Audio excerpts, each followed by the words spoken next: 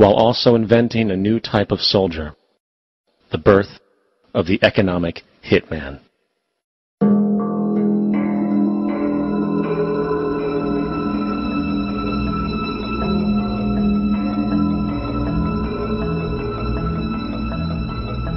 We economic hitmen really have been the ones responsible for creating this first truly global empire. And we work many different ways.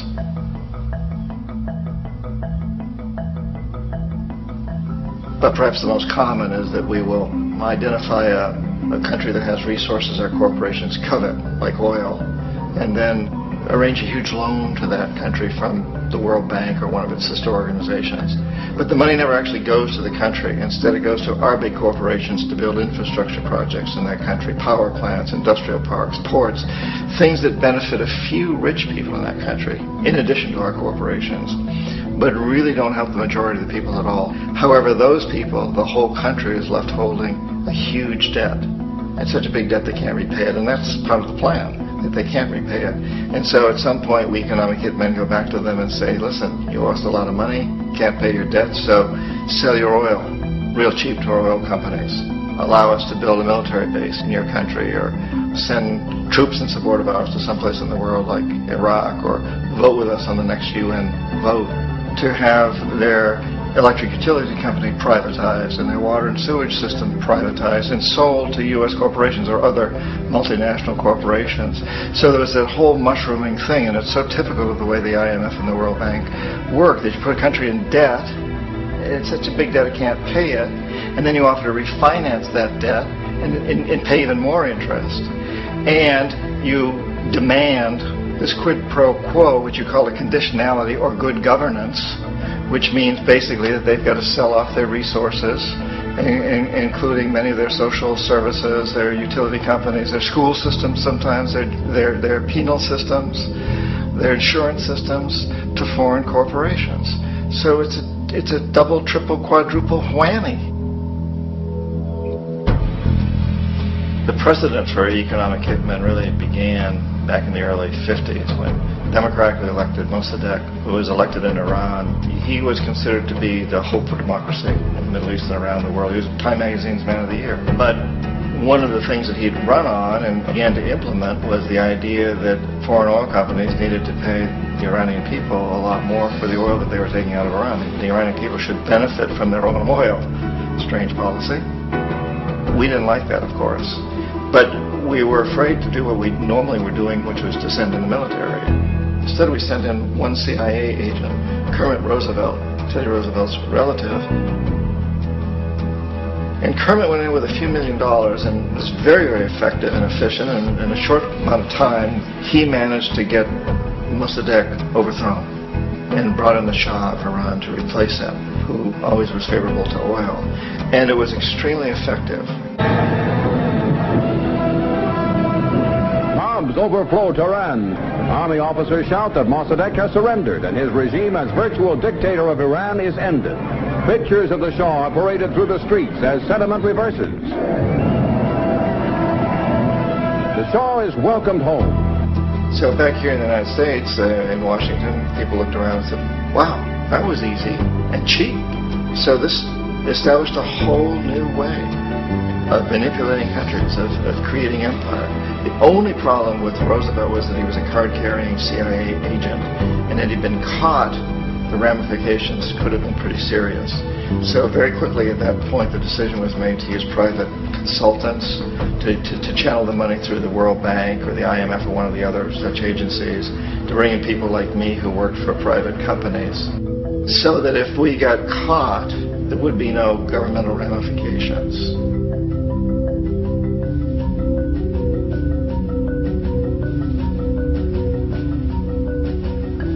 When Arbenz became president of Guatemala, the country was very much under the thumbs of United Fruit Company, the big international corporations. And Arbenz ran on this ticket that says, you know, we want to get the land back to the people. And once he took power, he was implementing policies that would do exactly that, give land rights back to the people. United Fruit didn't like that very much. And so they hired a public relations firm, launched a huge campaign in the United States to convince the United States people, the citizens of the United States, and the press of the United States, and the Congress of the United States, that Arbenz was a Soviet puppet. And that if we allowed him to stay in power, the Soviets would have a foothold in this hemisphere. And that at that point in time was a huge fear on everybody's mind, the Red Terror, the communist terror. And so, to make a long story short, out of this public relations campaign came a commitment on the part of the CIA and the military to take this man out. And in fact, we did. We sent in planes, we sent in soldiers, we sent in jackals, we sent everything in to take him out, and did take him out. And as soon as he was removed from office, the new guy that took over after him basically reinstated everything to the big international corporations, including United Fruit.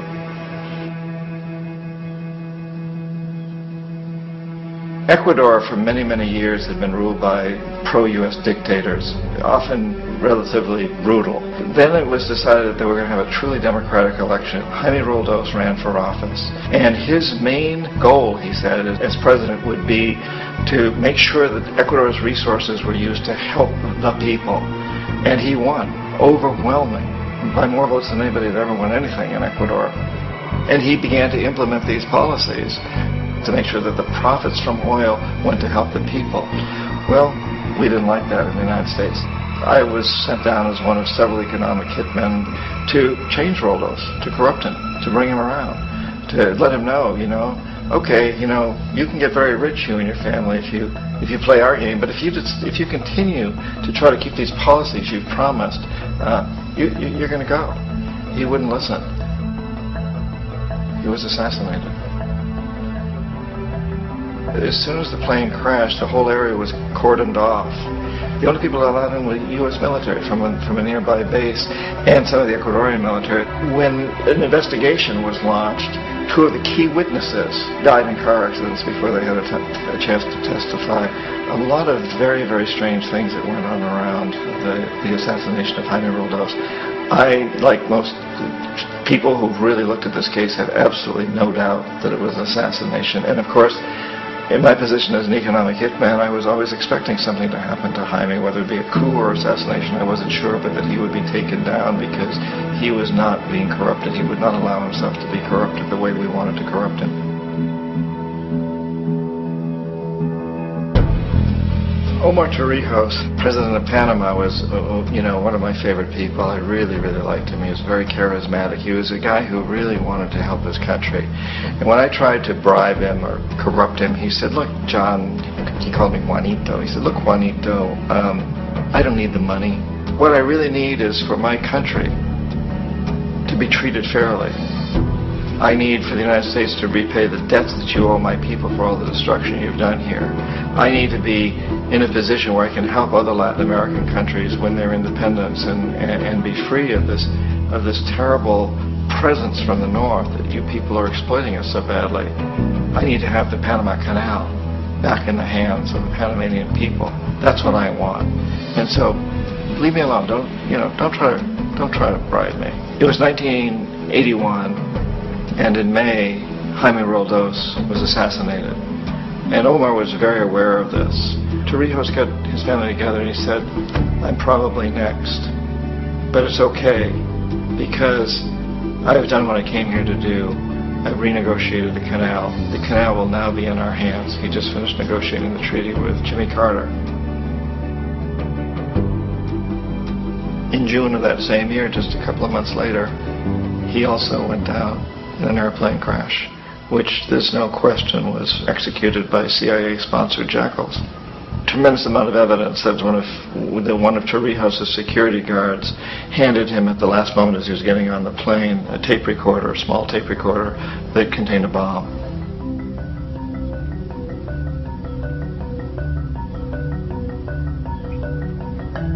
It is interesting to me how this system has continued pretty much the same way for years and years and years, except the economic hitmen have got better and better and better. Then we come up with, very recently, what happened in Venezuela. In 1998, Hugo Chavez gets elected president, following a long line of presidents who had been very corrupt and basically destroyed the economy of the country. And Chavez was elected amidst all that. Chavez stood up to the United States, and he's done it primarily demanding that Venezuelan oil be used to help the Venezuelan people. Well, we didn't like that in the United States.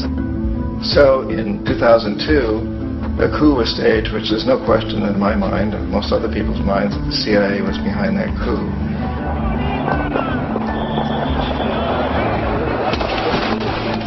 The way that that coup was fomented was very reflective of what Kermit Roosevelt had done in Iran, of paying people to go out into the streets to riot, to protest, to say this Chavez is very unpopular. You know, if you can get a few thousand people to do that, television can make it look like it's the whole country, and things start to mushroom. Except in the case of Chavez, he was smart enough, and the people were so strongly behind him that they overcame it, which was a phenomenal moment in the history of Latin America.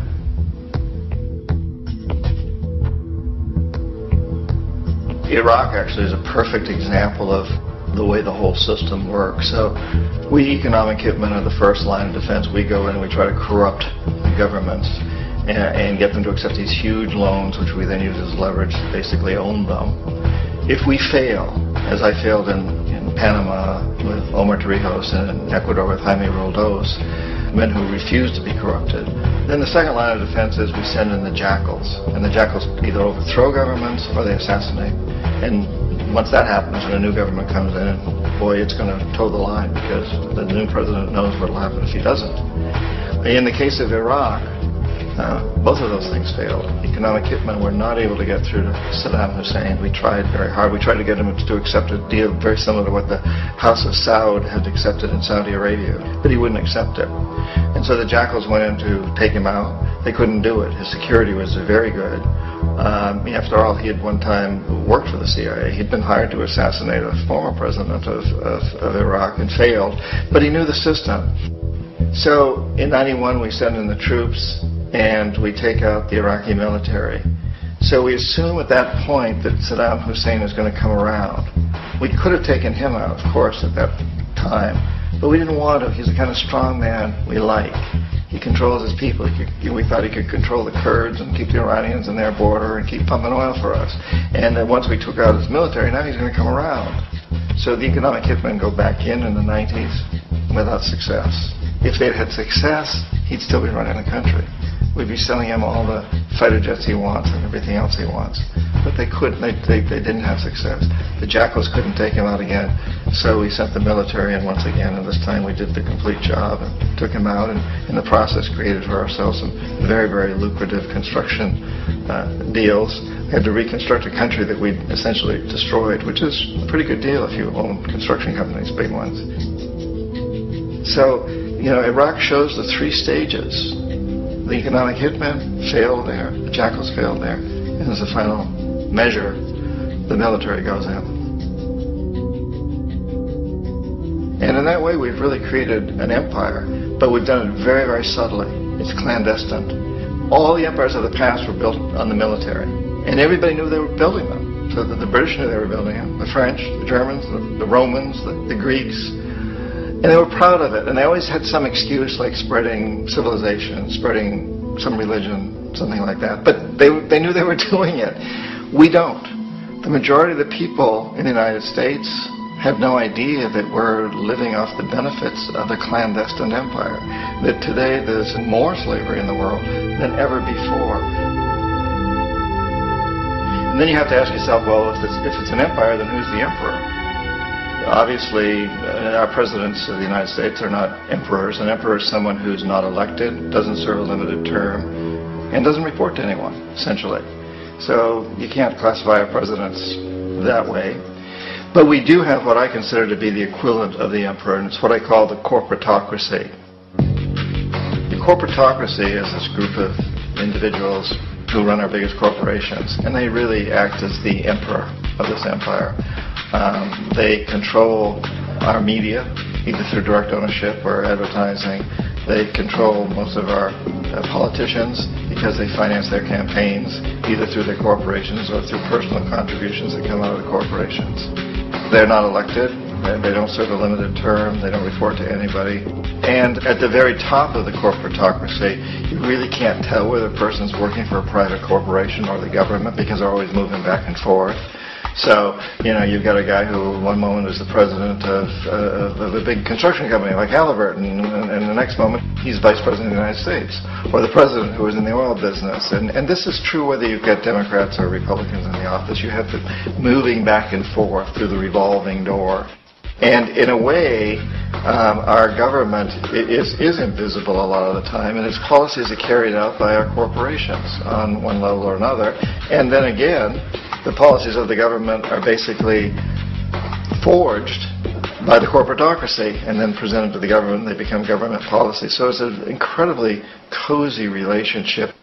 This isn't a conspiracy theory type of thing. These people don't have to get together and plot to do things. They all basically work under one primary assumption, and that is that they must maximize profits regardless of the social and environmental costs.